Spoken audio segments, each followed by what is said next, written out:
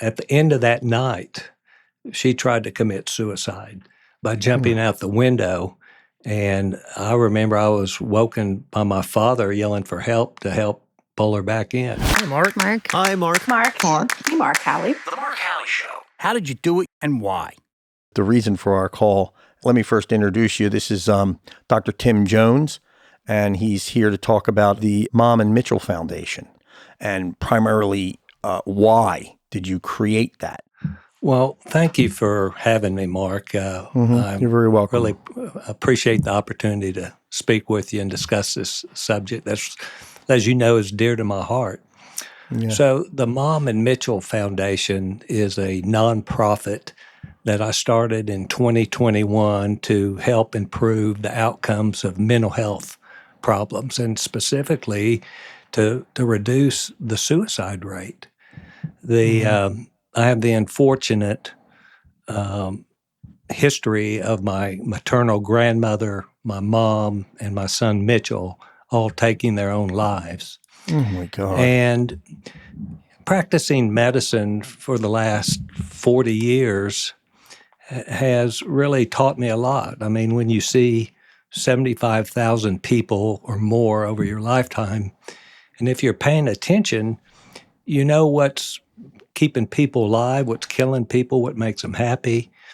And over my career, we're just not winning the battle on mental health. We're doing a great job with treating cancer, treating heart disease, and all these physical problems, but we've dropped the ball on mental health. And in fact, we're regressing in that, I think. And so I think the healthcare system needs to refocus some of their energy and support on mental health, because our minds are our greatest assets, and what we're doing now is not in the best interest of our minds and the health of the population. And there's several populations that are being affected by this.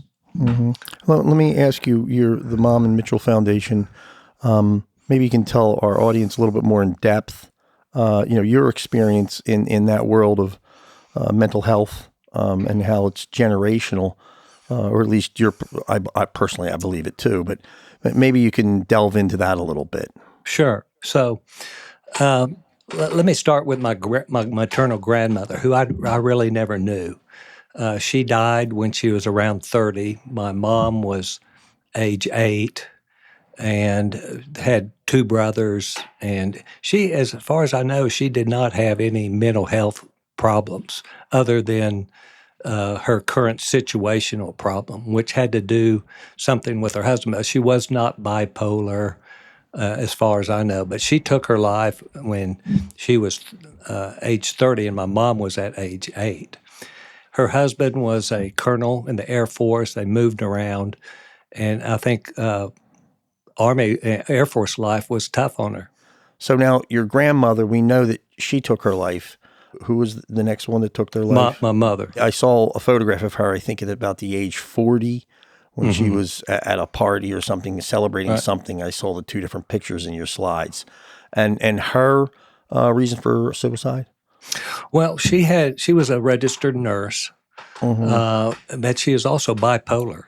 And back in the 70s, the treatment of bipolar wasn't very advanced. Sure. We didn't have the medications, the SSRIs. We didn't have lithium. And in fact, lithium, I think, was really discovered in the early 70s before she took her life. And that could have made a big difference in her life. But the other problem she had was, and this happens with a lot of bipolar people, substance abuse, self-treatment. And this led down to the alcoholism, and that played a significant role in addition to her bipolar. You witnessed that a few times, didn't you? Yeah, so I was probably around age 10 when my mom first committed suicide that I was aware.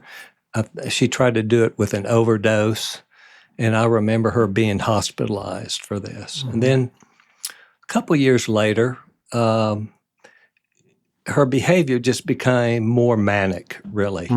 There was more partying going on, which was unusual when you have kids from 13 to 6. Usually that's not part of the picture, but it was with her, and it really just represented her bipolar disease being out of control. And eventually, that picture you saw was her celebrating her 40th birthday. Yeah. And she was manic, out of control, invited the Queen of England to the party. But that picture is representative of something else. At the end of that night, she tried to commit suicide by jumping out the window. And I remember I was woken by my father yelling for help to help pull her back in. And so that was my second time to witness that. And I imagine as a young man, a boy, that must have had a powerful influence It on did. you psychologically and maybe psychiatrically. As a young boy, how did you perceive it and how did you respond to it?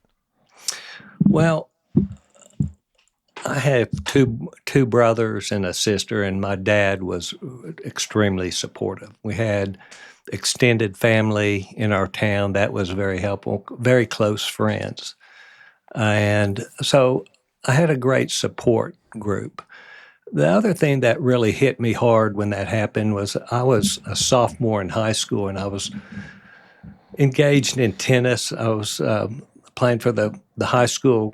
So I was just coming off my mom's death, and the state tournament came around, and I got upset. And so upset meaning beat. And, it was just a time in your life where everything's not going your way. It's going in the wrong direction. And I'd have to say that's the first time I ever thought about suicide. Personally?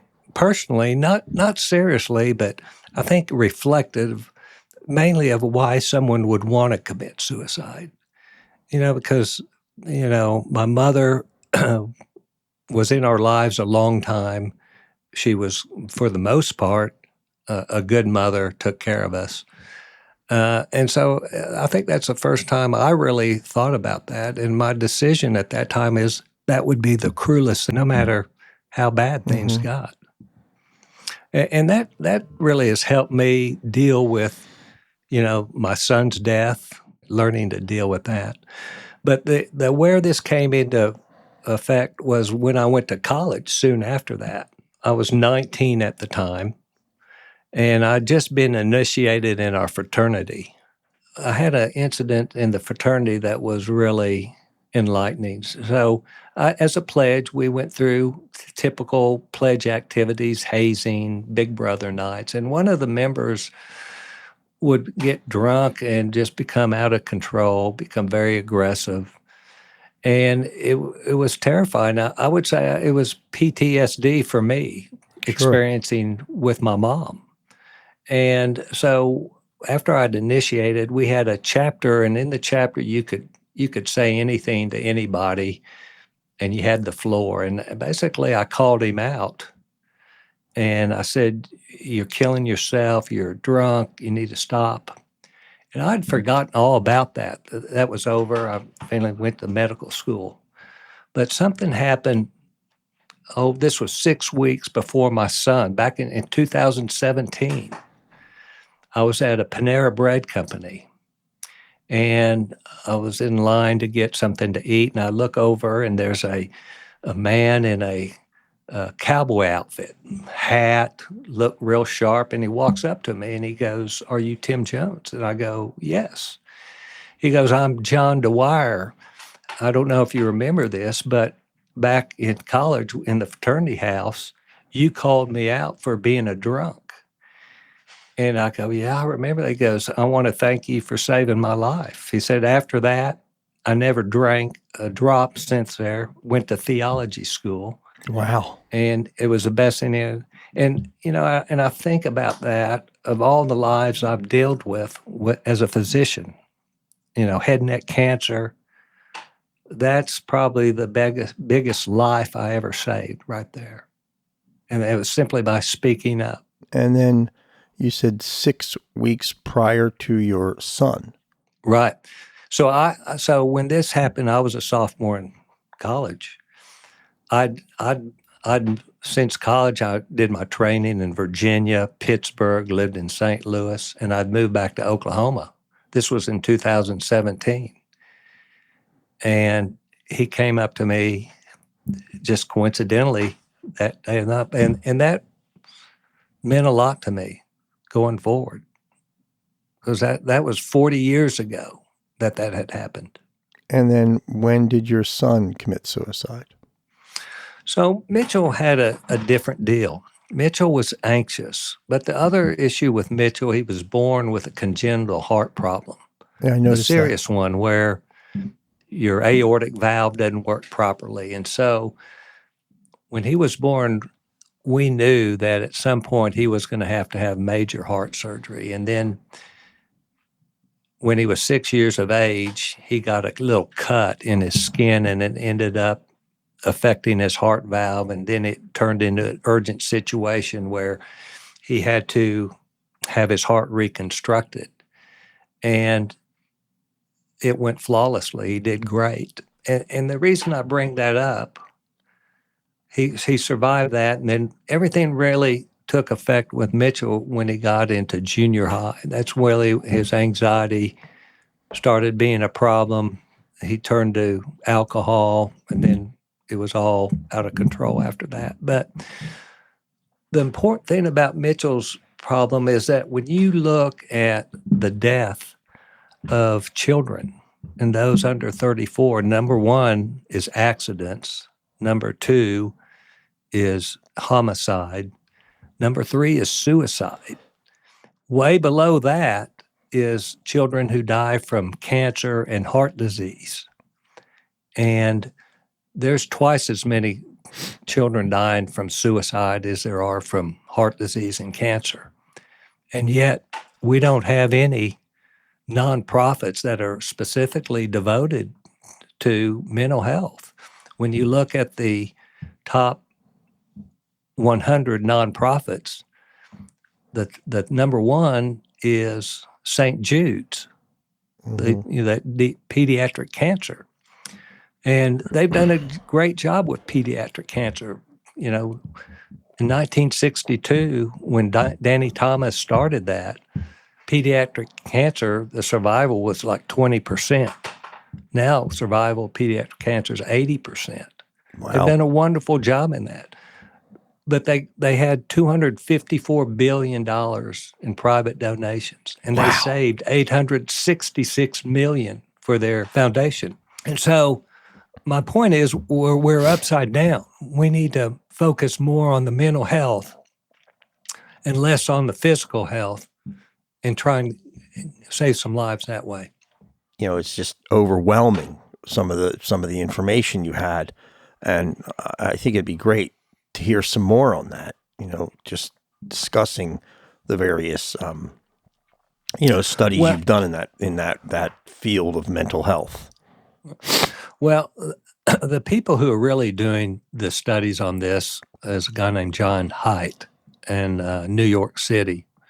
And they really focus their attention on social media, because social media, while it's been great for being able to communicate, it's also brought a lot of challenges, especially for the teenagers and the young people with the social media.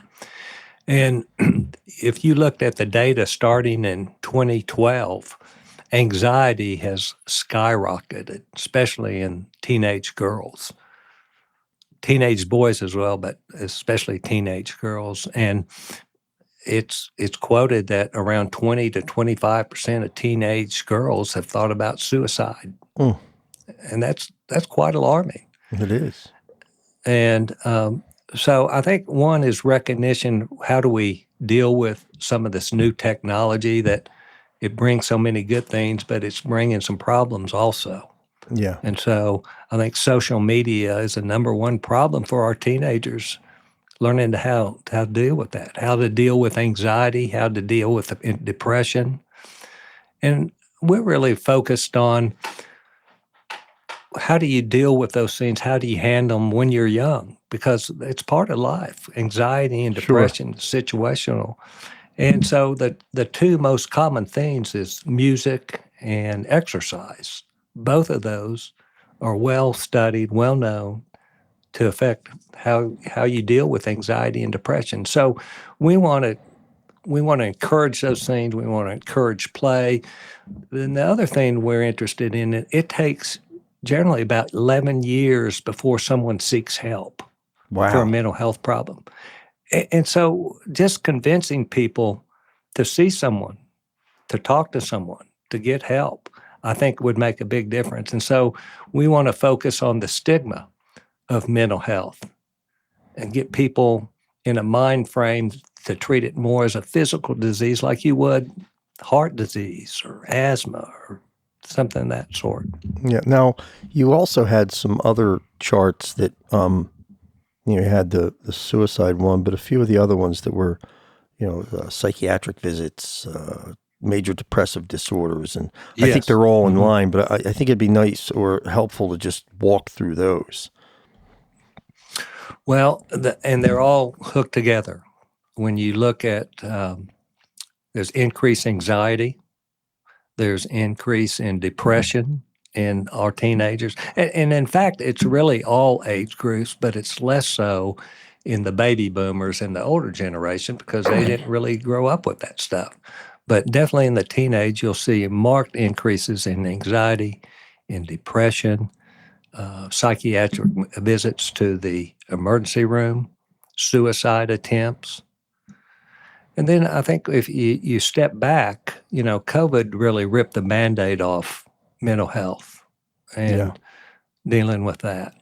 And so we've seen with the record number of overdoses is again reflective of that. The record number of suicides we have now is all reflective of bad mental health disease, and we need to do something to change it. Do you think that, I guess more slipping into a government related question, do you think that the policies that how the COVID was handled, was it a good or bad way that it was handled? Horrible. I think the social isolation was probably the biggest problem that created mental distress. But how could you have, what else could you have done, do you think, in that period that would have reduced that? I think keeping kids out of school, while initially was probably a good idea when we found out that it wasn't effective and social isolation wasn't the way to go, I think we should have changed course. Children missed out a lot of school, not only academically that they lost ground, but socially too. Yeah, isolation. Mm-hmm. Well, I think we all had that. So let me now run back for a moment to, so your son had this operation, which was profound, seemed to be doing okay, and then had intense anxiety, and I guess what you'd say is self-medicated for that reason. And it's something that I was trying to be aware of. That's sort of what always bothers me because I was around and I could see some of this happening and I couldn't stop it. And that was frustrating. Oh, must have been terribly painful. I presume it's not something that you want to spend a lot of time talking about unless you do. But you let me know, how would you like that conversation to proceed? Well, I think it's important to have these conversations, and that's why I want to have them. So, Mitchell, when he started really acting out, I guess he was probably a freshman and became progressively worse, more defiant, and eventually we decided that we need to send him somewhere. So we sent him to group therapy in the mountains of Utah, where he worked with counselors. He really hated us for that. Mm-hmm. And he spent another year in Utah with group therapy. And he came back his senior year. And his senior year, he got in trouble immediately, got a DWI, Mm-hmm. and was stealing. And he got close to going to jail. Mm. And that's when said, I hope you look good in orange because you're knocking on the door going to jail. And then he got his act together. And he got probation. He then went to the University of Missouri and got his degree in finance in 4 years. A good student. And he moved back to St. Louis, which was probably in his old stomping grounds, and essentially got addicted. And on July 4th in 2017, he was inebriated, and somehow he got pulled over in a fast food place, got arrested. And he had told me a couple years ago when he got a DWI, he told me that if he ever got a DWI again, he'd kill himself. And essentially that's what happened. And that just, ugh. Yeah. So that's, well, needless to say that's a change in your life plan. Right. Your business is to some extent, plastic surgery. So are you seeing people that you think are trying to use that as a way of escaping from some of these emotional and mental problems? Yes.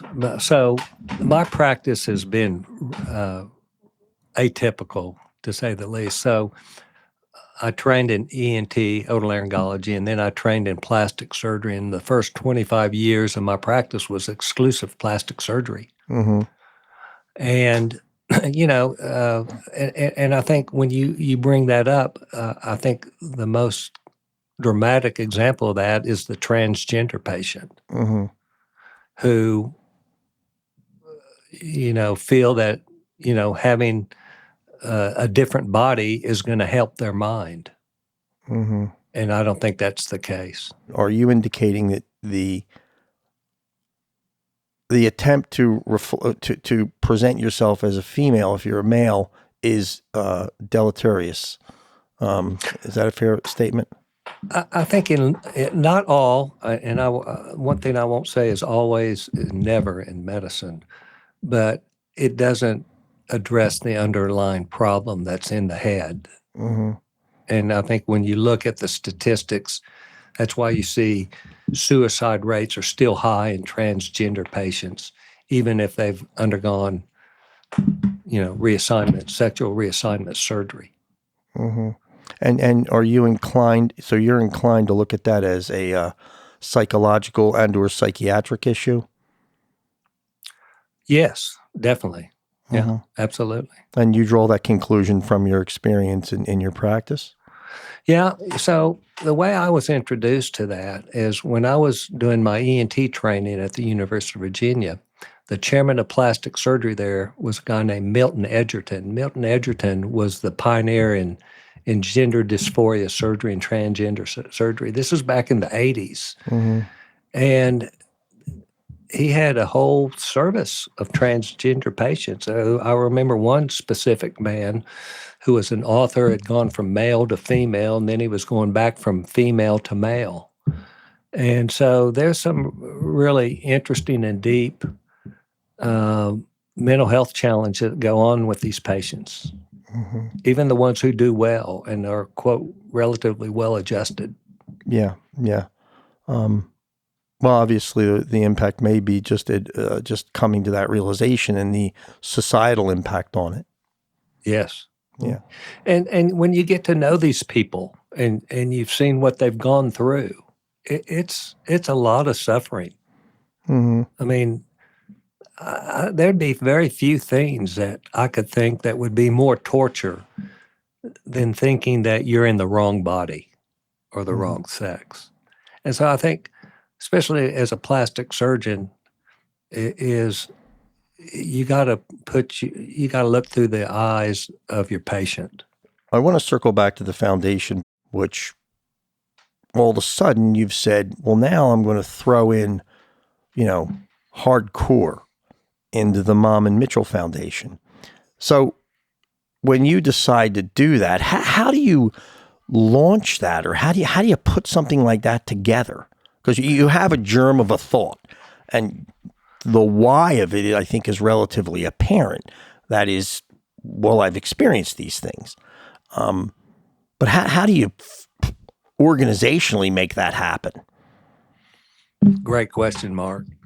So my son took his life in 2017. And so for several years, maybe 2, 3, I knew I wanted to do something because more than anything, I just didn't see the mental health organizations out there that we need. And the question is, how do you raise money as a nonprofit? I mean, it's all about raising money, really. And in 2021, my best friend from grade school, Brett Bowers, died of a COVID-related infection. I mean, he was healthy. I mean, relatively healthy. He just came back from running. He had had COVID 4 weeks ago. He came in, dropped dead, heart attack, just like that. Because COVID made you more hypocoagulable, so you're more prone to stroke and heart attacks, and that's exactly what happened to him. And Brett was had my back my entire life. And yeah, I'm sure you've seen the movie It's a Wonderful Life with Jimmy Stewart. Yes. Clarence Oddbody, the angel who jumps in and saves him. Yeah. Well, Brett was like my Clarence. He was there. We would play tennis together in high school. When we won state together. When my mom took his life, he was there, had my back. And then when Mitchell took his life, he was there. And so we started, that's what really gave me the motivation as a way to raise money. We used to play golf together, so I decided we'd do a golf tournament. And we'd use a fundraiser to honor him and also raise money for mental health and the Mom and Mitchell Foundation. And so, I started thinking, well, golf only appeals to a number of people. A lot of people don't play golf. Me included. But food and music appeals to a lot of people. And I happen to be a harmonica player. And over the last couple of years, I've become friends with a world-famous harmonica player, Jason Ritchie. Jason is bipolar. I didn't know that. He's bipolar. He's been in jail. He's been an addict and still an addict. He's reformed. But when I moved back to Oklahoma, I was listening to the blues radio station, and they played him. I go, wow, this guy is really good. And then I looked up and found out he was an addict, and he advocates for that. And so I contacted him. I reached out to him to see if he would be interested in using music as a way to raise money for the Mom and Mitchell Foundation and to advocate for better mental health. And he said yes. I mean, it's like me asking Tom Brady to, for football. He goes yes, and it was really a great feeling right there. He's been on board with this, and we're excited to host him in September 28th for a music gala using blues. I saw that music. Yeah, because I'm sure there's more going on behind the scenes than just this gala.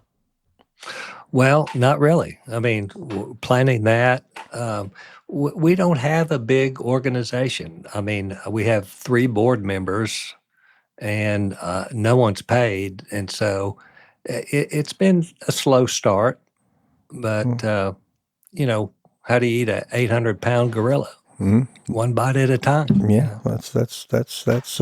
I heard about an elephant rather than a gorilla, but either one, you eat one bite Gorilla at a must time. be tough, maybe tougher. I don't know. Yeah, exactly. Just circling back on the issue of mental health. I'm a recovering addict. I got clean when I was 26. It was most of it was surrounding, I think, all of the angst and things that I wasn't aware of by just personally. I was an athlete when I was in school, and I used to always think, well, you couldn't have a problem if you can do ABC. And so that went along. My mother died from colon cancer, and everything seemed to turn on. Also, right prior to that, my best friend died. So I had a rather bang, bang. And so all of a sudden, I'm in rehab. I get out of rehab. I go back to detox. Then, to me, this light went on that we need to make this adjustment.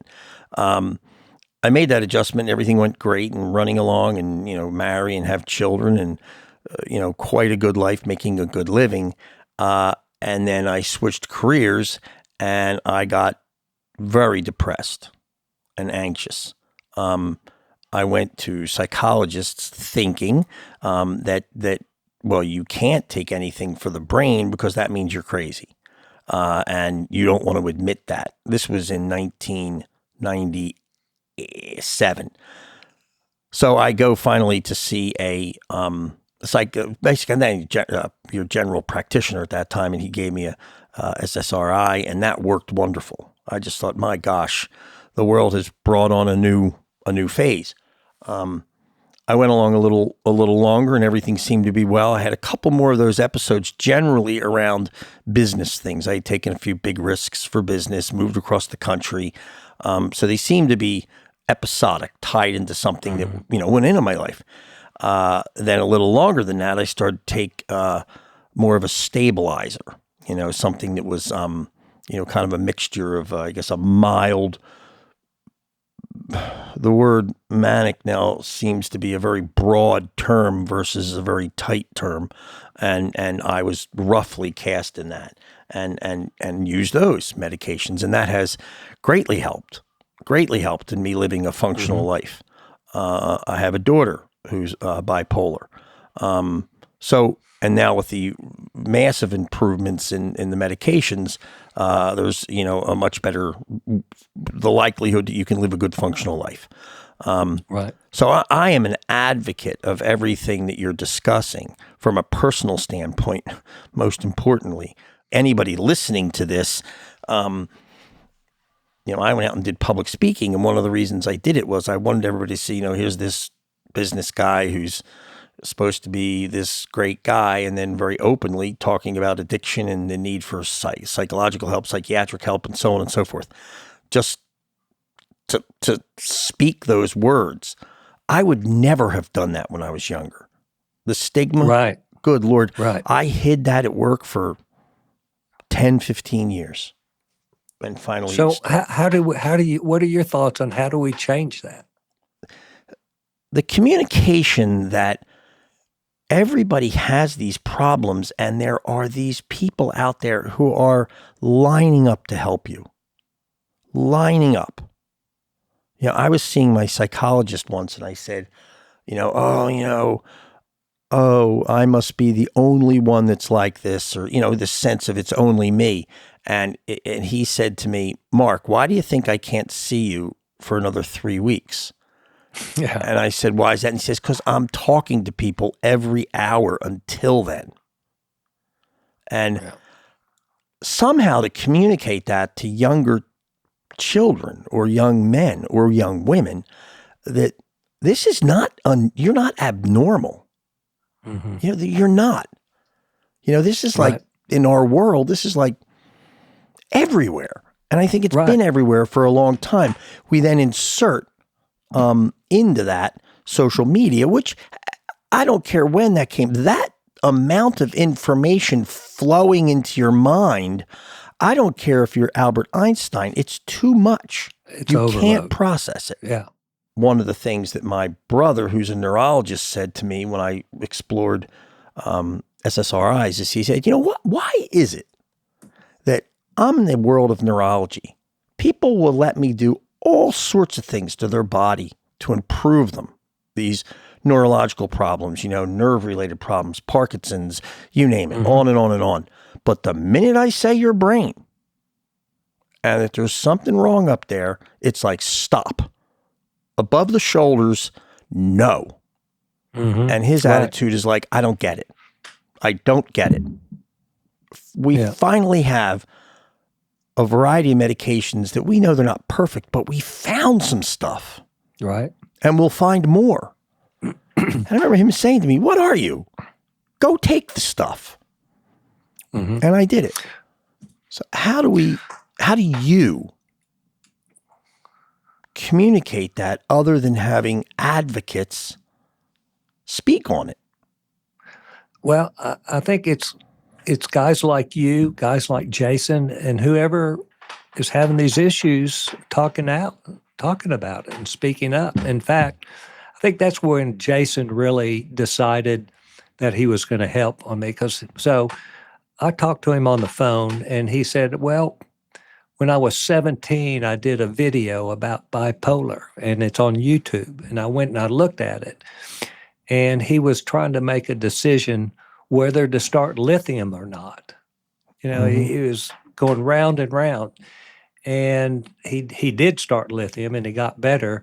But when I told him that lithium was developed in the early 70s, had it been around, my mom very well may still be alive with that, because these medications are helpful. And then with science, we can now do functional studies of the brain. We can do functional MRI. We can do functional PET scans and see what parts of the brain light up with music, exercise, and certain kind of things. So I think the future for treating mental health is only going to get better. I think the challenge is, like you said, how do we make everyone aware that these problems are common? I think really the only thing you're doing is what you're doing or other people doing that. Just beating the drum. Just beating that messaging. drum. Yeah. And that's why we want to do it with music. Because, the music industry, they have their problems with mental health, and they all know that. But I don't think there's any better way to message than with music, to stir emotion, to spread a message. And I'm hopeful we can get more people in the music industry on board. And of all the diseases I've seen throughout my career, I think addiction is the worst. It's worse than cancer. As a surgeon, I can cut out cancer. We have antibodies now that treat cancer. You can't treat addiction. You can treat it, but you can't cure it. And it destroys families. That's the other thing that happens with people with suicide and mental health disorders. It affects not only that person, but the entire family. Of course. And it creates dysfunction in the family. Mm-hmm. One of the unseen things that happen with suicide is it blows apart the family. When my mom committed suicide, I didn't see her side of the family ever. Listen, let's try and close this with it's on an upside. You've seen some benefit. You've seen some things that are working well, I presume. I think it's because people see what's happening.